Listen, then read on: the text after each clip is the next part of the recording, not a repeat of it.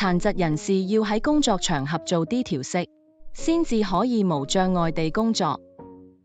係唔係得殘疾人士先喺工作上有特別需要，要僱主提供調適呢？不如我哋一齊睇下下面嘅故事。Kevin 係一間市場營銷公司嘅主管，當佢睇到公司最近嘅營銷報告，發現其中一個團隊嘅業績一路都比其他團隊差啲，於是佢聯絡咗一位企業顧問，邀請佢嚟公司傾下，幫手提升團隊嘅工作績效。喺討論會上，佢哋主要圍繞點樣可以令你做到最好呢個話題交流。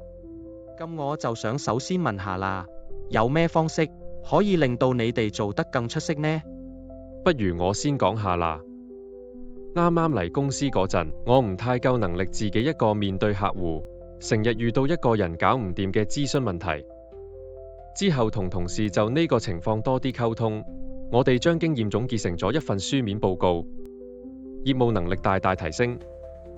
所以我覺得加強團隊合作可以幫到我。既然講到文字報告，我都希望公司內部同事之間多啲文字溝通。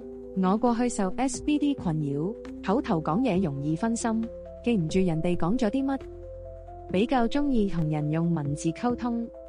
我都需要有一個靜啲嘅環境，等我可以專心工作。其實都唔一定係病引起咁樣嘅需求，我都偏向用文字溝通。我覺得自己係個視覺型學習者，更加鍾意通過睇文字、圖表快速接收資訊，咁樣我可以做得更加好。無論有冇疾病困擾，每個人都有佢最鍾意嘅工作方式。對我嚟講，因為我好難長時間做同一件事，坐喺個位度唔多喐動，冇咁有效率，一定要停下喐一喐，咁我先可以 keep 住最好嘅工作狀態。我都係，我好妒忌嗰啲可以長時間專注嘅人。講到工作狀態，我其實唔係好習慣朝九晚五嘅工作時間，因為我日頭冇咁精神，夜晚先至係我嘅最佳狀態，做嘢最有效率。對我嚟講，如果可以俾我居家辦公，我可以更加高效提升工作效率同生活質素。一方面我可以節省通勤時間，咁我就可以有更多時間專注喺工作上。另一方面我可以更好咁照顧家人，屋企小朋友安定咗，我都可以專心做好自己份工。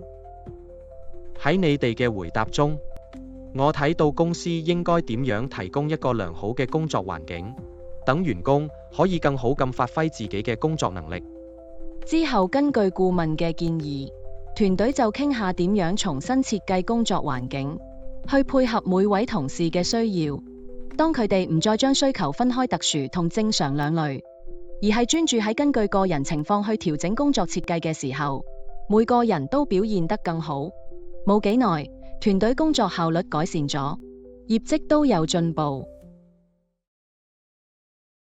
一間公司制定個人化工作安排，並唔係只係為咗照顧殘疾人士，而係要認識到每個人，無論係咪殘疾，都有自己獨特嘅最佳工作方式。不如大家一齊諗下啦，係咪只有殘疾人士先至有工作嘅特別需要，需要僱主提供調適呢？事實係，無論有冇殘疾，每個人都有獨特嘅需要相應嘅工作設計，令到佢哋更有效率。唔同嘅大腦有唔同嘅運作方式，所以會有唔同嘅優勢同挑戰。有啲人擅長自己單獨做嘢，有啲人就擅長同人合作做嘢。每個人嘅生產力高峰時間同工作節奏風格都有唔同，唔同嘅人都有自己嘅學習同溝通風格。每個人嘅工作同生活平衡需求都會唔同。團隊協作時需要考慮每位員工嘅需要，設計適合所有員工互相合作嘅工作安排，提高整體嘅工作效率。請大家思考下，如果我哋意識到獨特需求同殘唔殘疾冇關，而係關乎人性化，咁我哋嘅工作環境會變成點呢？如果我哋設計嘅工作環境可以包容唔同人高效工作嘅方式，我哋嘅工作間會有咩改變呢？